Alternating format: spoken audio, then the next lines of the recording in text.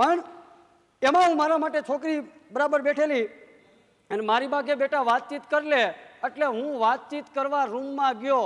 આ તમારી ને મારી ઉપર બનેલ ઘટના જ હોય, આવી જ રીતના સિચ્યુએશન થઈ હોય. હું રૂમમાં બેઠો, ત્યાં છોકરી આવી, પણ કેવી, મને તેડી લે એવી.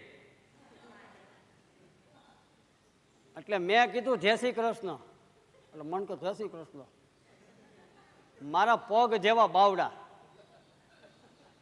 એટલે મારી બાજુમાં બેઠી, એટલે આપણને કઈ વાંધો નહોતો, આપણું માન થતું હતું. એટલે મેં કીધું નીતા કોણ? નીતા? મને કે હું જ નીતા. અરે મેં કીધું આ મરી જાવ ને, આ તો કાનો રમે મારી કેળમાં થાય. હવે છટકવું કઈ રીતે? જો ના પડું મને નથી ગમતી તો માથાકૂટ થઈ જાય.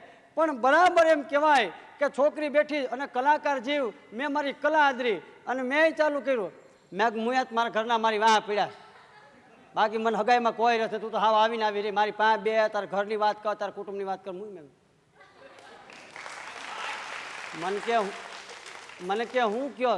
મેં કીધું હા ભણ્યો એ સાચું, પણ તકલીફ હોય એટલે કેવી પડે ને મારે તો, આપણે લગ્ન જીવન બાંધવાનું. મેં કીધું. છોકરી ઊભી થઈને હાલતી થઈ ગઈ. એ કે પપ્પા મારે આની યારે હગાઈ નથી કરવી. એના બાપુજી કે છોકરો આવું સારું ભણેલો MSc સુધી, તને વાંધો શું છે? પણ એ થોડી કે તોય મેં કીધું પાકા પાયે કરતો જાવ, કારણ કે ભવિષ્યમાં ખબર પડે તો ઉપાધિ થાય. એ વળાવવા માટે એમ કહેવાય કે ભાઈ બેન્ડ વાજા બંધ થઈ ગયા અને નક્કી થયું કે ભાઈ છોકરીને છોકરો નથી ગમતો, ઊંધું થયું આ તો. એટલે અમે તો બધા વિલા મોઢે પાછા ફરતા હતા. અને આપણા કાઠિયાવાડમાં એક સિસ્ટમ છે કે મહેમાનોને માન એ દલ ભરી દીધા નહીં, એ મેળી નહીં મહાન, સાચું વરઠિયો ભણે. એ વળાવવા માટે આવી.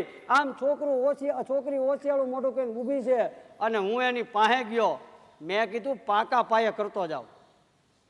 મેં ભૂંડી તને વાંધો હું તો મારા ઘર બાંધવામાં, તું સાવ આવી જ રહી. મેં કીધું મારું માન ઘર બાંધાતું આમ તેમ. મેં કીધું હા પાડી ગયો, તને વાંધો હું તો હું તને રાખત.